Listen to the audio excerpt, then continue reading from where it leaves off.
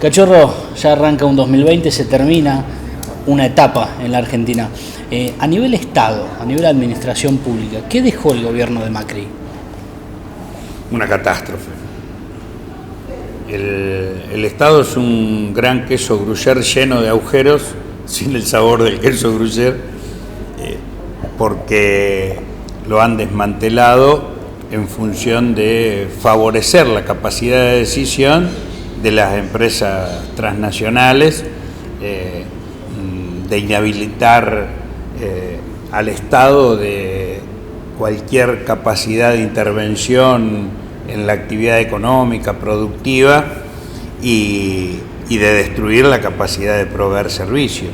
Cuando nosotros decimos que nuestros principales reclamos al nuevo gobierno son reincorporación de los trabajadores despedidos y restablecimiento de programas de políticas públicas que tenían que ver con los sectores populares, es porque con los más de 35.000 despedidos lo que se destruyó fundamentalmente fueron áreas esenciales del Estado. Cuando echaron a miles de trabajadores en agricultura familiar, a los que dejaron desposeídos y los expulsaron de sus tierras, es a los campesinos pobres.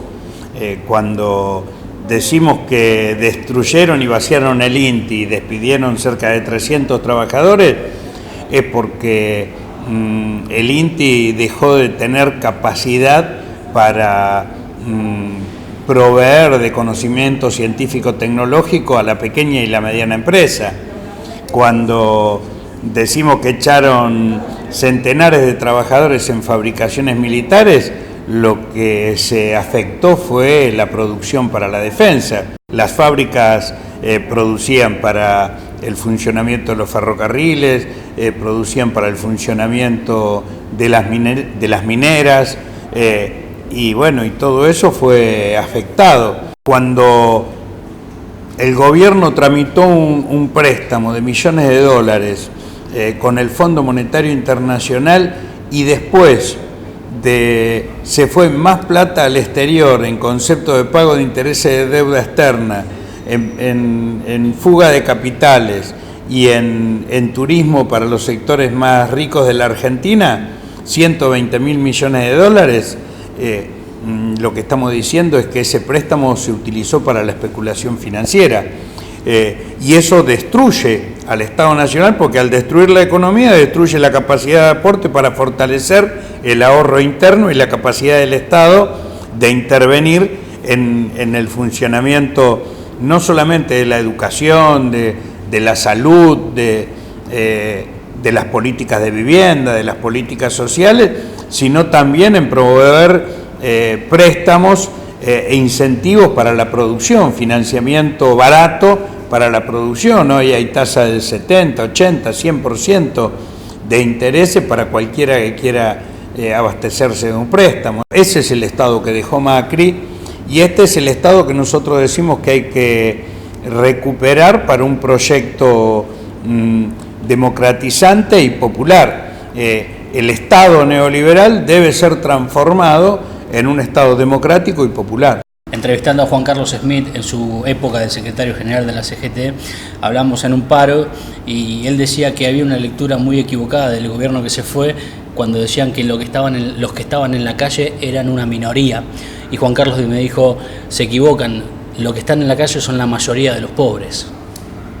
Sí, la verdad es que si no hubiera sido por esa presencia callejera, que bueno, los trabajadores y trabajadoras de ATE fuimos los primeros en convocar un paro nacional luego de la asunción de Macri, y movilizar a Plaza de Mayo, pero después de esto, vastos sectores populares, empobrecidos unos, en proceso de empobrecimiento otros, desempleados unos, en proceso de desempleo otros, fue esta lucha la que permitió quebrar el consenso con el que este proyecto neoliberal llegó al gobierno, y permitió que vastos sectores que creyeron en él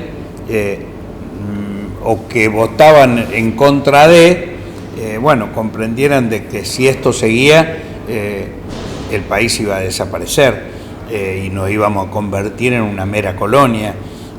Por eso es que a esa lucha hay que estar muy agradecido. El gobierno que se fue también hablaba mucho de la herencia. En este caso, cuando Alberto Fernández asume la presidencia, ¿cuál crees que es la herencia que debe tener como principal desafío el presidente de la Nación? Atender la problemática de los sectores excluidos. Hoy hay 16, 17 millones de argentinas y argentinos pobres, 3,5 millones que padecen hambre, de los cuales 1,5 millones son niñas y niños. Hay 14 millones de argentinos mal alimentados, además de estos 3,5 que padecen hambre. Sin ninguna duda son la prioridad. Hay que generar producción, trabajo y redistribución de la riqueza. Por eso que es medio difícil de entender que la ley de solidaridad, congele la movilidad jubilatoria cuando el sector más afectado por la pérdida y retroceso en sus ingresos han sido las jubiladas y los jubilados. Nosotros creemos que no se puede pagar la deuda externa en estos términos. Siempre decimos, parafraseando a Claudio Lozano, que las deudas se pagan, las estafas no. Y evidentemente la Argentina, si quiere recuperarse, no puede cumplir con los compromisos ilegales que el gobierno de Macri adquirió con el Fondo Monetario Internacional, ilegales también en el marco de lo que resolvió el Fondo Monetario Internacional, porque dio préstamos en contra de lo que establecen sus propios estatutos, y por lo tanto deben hacerse responsables de esos préstamos inadecuados e ilegales que propiciaron. En estos últimos días tuviste muchas reuniones con funcionarios del gobierno. ¿Te generaron expectativas para el 2020 y para los años que vienen? Creo que sí. Creo que todos tenemos enormes expectativas y ellos son los primeros en la necesidad de alentarlos, porque les va en juego la credibilidad y la confianza de nuestro pueblo. Yo quiero creer y confío en que los planes de trabajo, producción, justicia social y no subordinación a las imposiciones del Fondo Monetario Internacional son planteos en los cuales desde Alberto Fernández para abajo todos los que integran este gobierno están convencidos, y desde los trabajadores y trabajadoras, lo dijimos en el Consejo de Lucha contra el Hambre y en la reunión que tuvimos con diversos ministros, es que desde los trabajadores, sin resignar lo que son nuestros derechos, vamos a aportar todo lo que esté a nuestro alcance para un nuevo escenario en la Argentina, un escenario de recuperación de ingresos para los sectores populares, de reactivación económica y productiva, y donde esencialmente recuperemos la soberanía como pueblo y nos podamos reinsertar en un proceso de unificación de los pueblos latinoamericanos y de recuperación el sendero de construcción de la patria grande latinoamericana. Gracias, Hugo. Gracias a ustedes.